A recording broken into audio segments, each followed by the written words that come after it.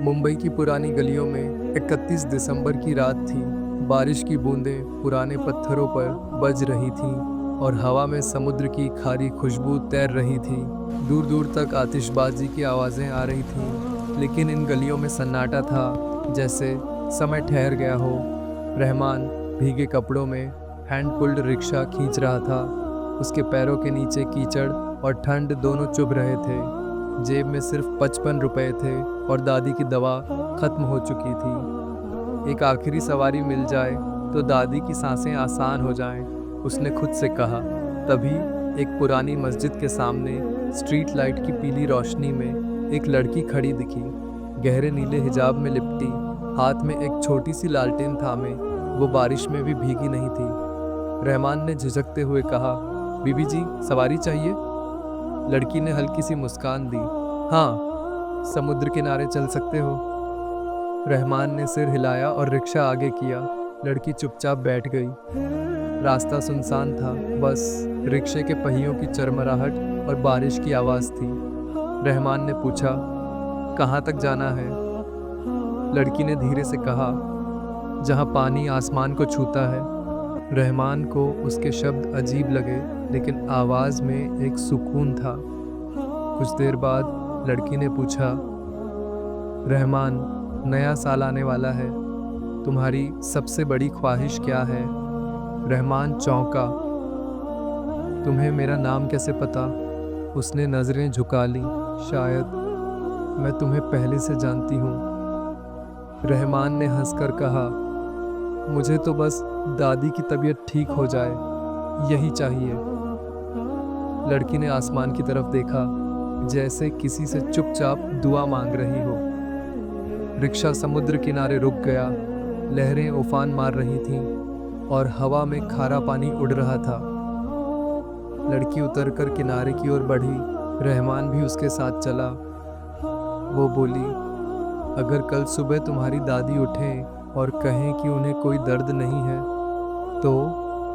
रहमान की आंखें भीग गईं। तो मैं अल्लाह का सबसे शुक्रगुजार इंसान हो जाऊंगा। लड़की ने उसकी हथेली में एक चांदी का पुराना सिक्का रखा, जिस पर 1950 लिखा था। ये तुम्हारे लिए है और तुम्हारी दादी के लिए भी। रहमान ने पूछा, ये क्या है?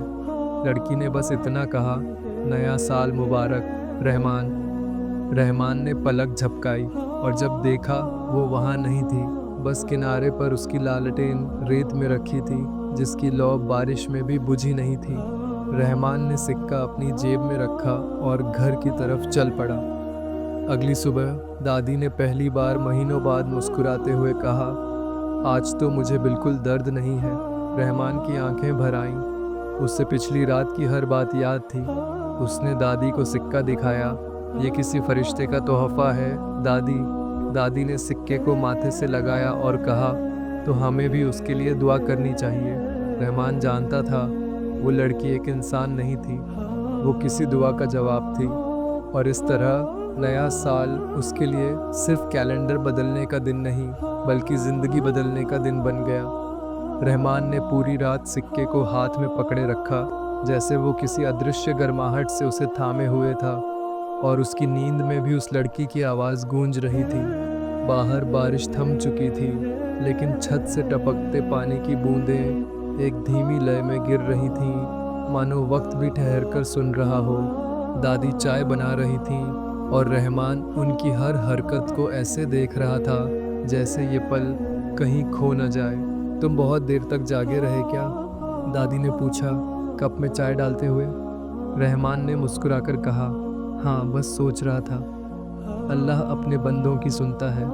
दादी ने उसकी तरफ देखकर कहा, कभी कभी वो हमें जवाब इंसानों के रूप में नहीं, बल्कि फरिश्तों के ज़रिए देता है। रहमान की आंखों में उस लड़की की तस्वीर उभर आई, नीला हिजाब, लालटेन और वो मुस्कान जो बारिश में भीगी नहीं थी। दिन बीता, लेकिन रहमान के दिल में बेचैनी थी। वो जानना चाहता था कि वो लड़की कौन थी और क्यों आई थी। शाम को उसने फिर उसी गली का रुख किया जहाँ पहली बार उसने उसे देखा था। मस्जिद के सामने वही पीली रोशनी टिमटिमा रही थी, लेकिन वहाँ अब कोई खड़ा नहीं था।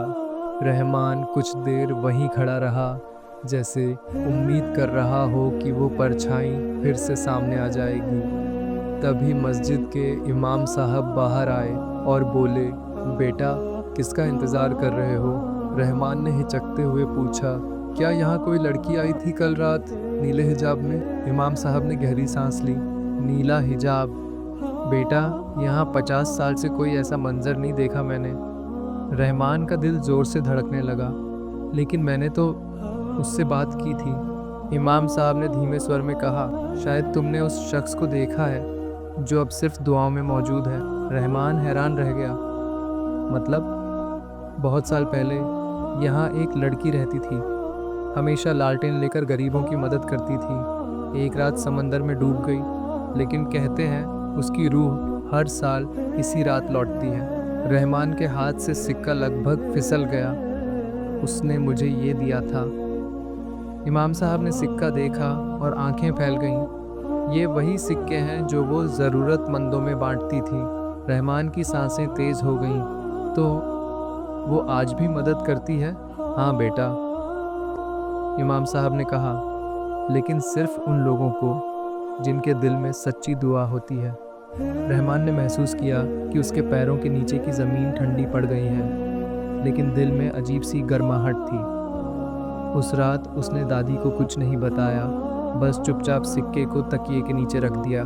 अगले दिन सुबह सूरज हल्के बादलों के बीच से झांक रहा था, लेकिन रहमान के दिल में कल रात की बातें अब भी धुंध की तरह फैली हुई थीं। उसने चाय के कप में उभरते भाप को देखा और सोचा, क्या वो सच में आई थी या ये सब बस मेरा वहम था? दादी ने उसकी खामोशी भांप ली। बेटा, जब दिल में कोई असर गहरी छाप छोड़ दे तो उसे वहम मत समझो। रहमान ने हल्की सी मुस्कान दी, लेकिन अंदर से उसकी बेचैनी और बढ़ गई। दोपहर को काम पर जाते वक्त उसकी नज़र उसी गली की तरफ बार बार चली जाती थी। हर मोड़, हर पीली लाइट, हर भीगी ईंट उसे उस रात की याद दिला रही थी। लेकिन आज वहाँ सिर्फ कुछ बूढ़े लोग बैठे थे, जिनके चेहरे पर वक्त की लकीरें गहरी हो चुकी थीं। उसने चुपचाप अपनी टैक्सी स्टार्ट की और शहर की भीड़ में खो गया। रात को जब वो वापस लौटा तो मौसम फिर से बदल चुका था। हल्की ठंडी हवा और दूर से आती नम मिट्टी की खुशबू। रहमान का दिल फिर उसी गली की तरफ खिंच गया और फिर जैसे वक्त पलट गया हो, वही नीली रोशनी उसके सामने टिमटिमाने लगी। लड़की फिर वही थी, नीला हिजाब, हाथ में लालटेन और आंखों में वही नमी जो किसी दुआ की तरह असर करती थी। रहमान आगे बढ़ा। तुम फिर आ गई? उसने बस हल्की मुस्कान दी। तुम्हारा सिक्का संभाल कर रखा है ना? रहमान ने जेब से निकाल कर दिखाया। हाँ, ये हमेशा मेरे साथ है। उसने कहा, ये सिक्का तुम्हें सिर्फ पैसे नहीं देगा, बल्कि रास्ता दिखाएगा। रहमान ने हैरानी से पूछा, रास्ता? लड़की ने बस आसमान की तरफ देखा और कहा, जब तुम्हें लगे कि सब खत्म हो गया है, तब इसे कसकर पकड़ना। उसकी आवाज़ में एक ऐसी गहराई थी जिसमें रहमान की सांसें तक डूब गईं। लेकिन इससे पहले कि वह कुछ और पूछ पाता, वो रोशनी धीरे धीरे धुंध में बदल गई। रहमान वहीं खड़ा रह गया। हवा ठंडी थी, लेकिन दिल में एक अजीब सुकून था। अगले कुछ दिनों तक वो लड़की नहीं आई, लेकिन रहमान ने सिक्का हमेशा अपनी जेब में रखा। एक शाम काम से लौटते वक्त उसकी टैक्सी अचानक बीच सड़क पर खराब हो गई। आसपास कोई मदद करने वाला नहीं था और जेब में सिर्फ 2 रुपए बचे थे। उसने थके कदमों से फुटपाथ पर बैठते हुए सिक्के को कसकर पकड़ लिया और तभी सामने से वही नीली रोशनी चमकी। लड़की उसके सामने थी, जैसे बारिश के बीच से निकल कर आई हो। उसने कहा, तुम्हारा इंजन फिर से चल पड़ेगा, लेकिन याद रखना, अब तुम्हारा रास्ता बदलने वाला है। रहमान ने हैरानी से पूछा, क्यों? उसने कहा, क्योंकि अल्लाह ने तुम्हें एक नया मकसद दिया है। और जैसे ही वो बोली, टैक्सी का इंजन अपने आप स्टार्ट हो गया। रहमान ने पीछे मुड़कर देखा, लेकिन वो लड़की फिर से गायब थी। अगले दिन टैक्सी स्टैंड पर एक बुजुर्ग आदमी आया, जिसकी आंखों में थकान और पैरों में कमजोरी थी। उसने रहमान से कहा, बेटा, मुझे पुरानी दिल्ली के पास वाली गली तक छोड़ दोगे? सफ़र के दौरान बुजुर्ग ने बताया कि उनकी बेटी का इलाज दिल्ली में हो रहा है, लेकिन पैसों की कमी है। रहमान ने चुपचाप उन्हें उनकी मंजिल तक छोड़ा और बिना किराया लिए वापस लौट गया। उसी रात नीली रोशनी फिर से उसकी गली में दिखाई दी। लड़की ने कहा, आज तुमने बिना सोचे समझे मदद की, यही असली दौलत है। रहमान ने पहली बार महसूस किया कि उसकी मुलाकातें सिर्फ इत्तेफाका नहीं थीं। लड़की बोली, जब दिल साफ हो तो अल्लाह तुम्हें अपना जरिया बना देता है। रहमान ने धीरे से कहा, क्या मैं तुम्हारा नाम जान सकता हूँ? उसने बस मुस्कुराकर कहा, मेरा नाम उस दुआ में है जो तुमने किसी के लिए की है। रहमान कुछ कह पाता उससे पहले वो फिर गायब हो गई। अब हर दिन रहमान उस गली से गुजरता, लेकिन उसे सिर्फ हल्की सी खुशबू और हवा की ठंडक महसूस होती। धीरे धीरे उसने ज़रूरतमंदों की मदद करना शुरू कर दिया, कभी पैसे देकर, कभी खाना बांटकर, और हर बार उसे लगता जैसे दूर कहीं कोई मुस्कुरा रहा है। 1 साल बाद उसी रात जब उसने पहली बार उस लड़की को देखा था, बारिश फिर से शुरू हुई। रहमान ने सिक्के को हाथ में लिया और आसमान की तरफ देखा। अचानक उसके सामने नीली रोशनी पहले से भी ज़्यादा चमकदार हो गई। लड़की उसके सामने खड़ी थी। समय आ गया है कि मैं तुम्हें आखिरी बार मिलूं, उसने कहा। रहमान का दिल बैठ गया। मतलब अब तुम कभी नहीं आओगी? उसने सिर झुकाकर कहा, मेरा काम पूरा हो गया है रहमान। तुम्हें ये समझाना कि मदद करना अल्लाह की इबादत का सबसे खूबसूरत तरीका है। उसकी आंखों में चमक थी, लेकिन उनमें अलविदा की नमी भी थी।